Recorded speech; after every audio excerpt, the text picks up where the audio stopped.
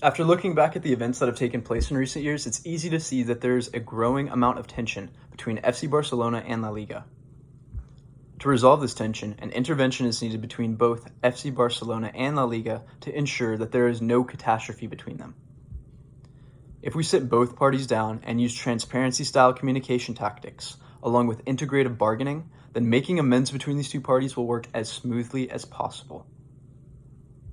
FC Barcelona could have to leave the league due to the bulk of their fan base and peoples that are Catalan.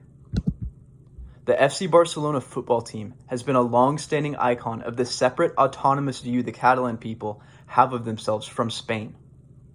Throughout World War II, and all the way throughout the military dictatorship that was Francisco Ferdinand's rule, the Catalan people have been able to use their football team and its motto, "More than a club," as an outlet to maintain their true cultural identity. Now that the Catalan people have been facing oppression from the Spanish government and have had their autonomy revoked, many of the Catalan people have begun working on a way to break the state of Catalan away from Spain. This poses a big issue for La Liga, however, as the current La Liga law states that the only non-Spanish team that's allowed to play in the league is Andorra.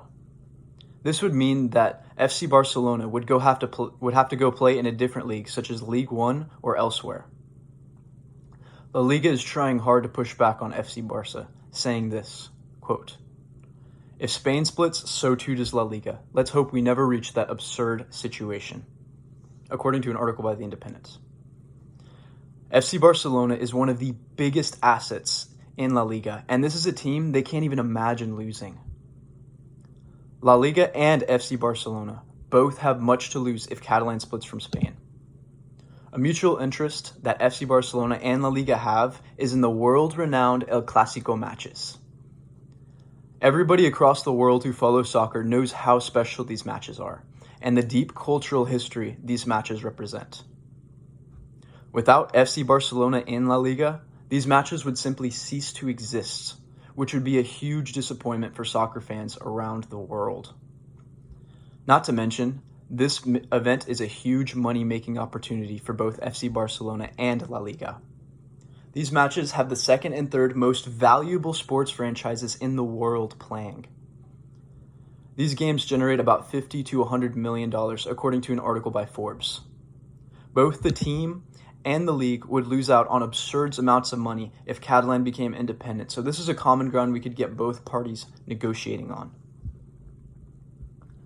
When going into the meeting, it is going to be absolutely essential to enter the room with a cooperative mindset and to employ transparency-style communication tactics.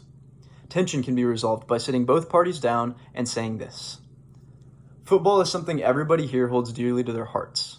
We all have wants and needs going forward, so that's what we're going to figure out and solve today.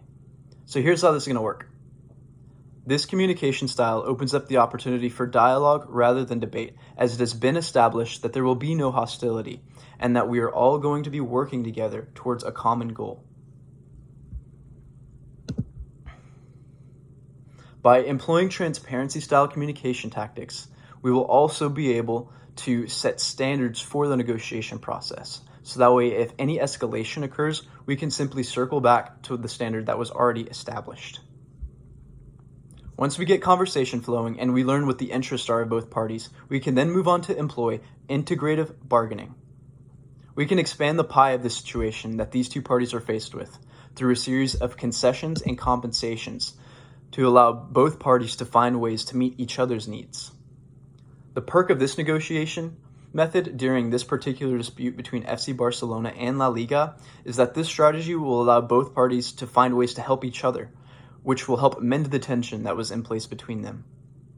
This will make it easier for the organizations to cooperate in the future, as they will now have more trust built up between each other. A barrier that could come up during the negotiation process is if one party is getting too stubborn about a particular matter, we could run into a my way or the highway type of situation. If this happens, we can just start reframing the situation by asking a series of questions to figure out why a particular party feels the way they do. In the process, we'll figure out more of the interests of the party, and then we'll be able to make accommodations accordingly. The use of transparent communication, this will build up more rapport between the two parties, which will just make them even more cooperative in the future.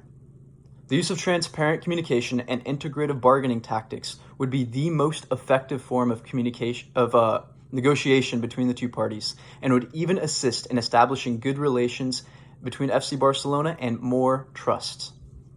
If we can effectively implement these strategies, we can come to a resolution between these two parties and have the world-renowned El Clásico matches for years to come.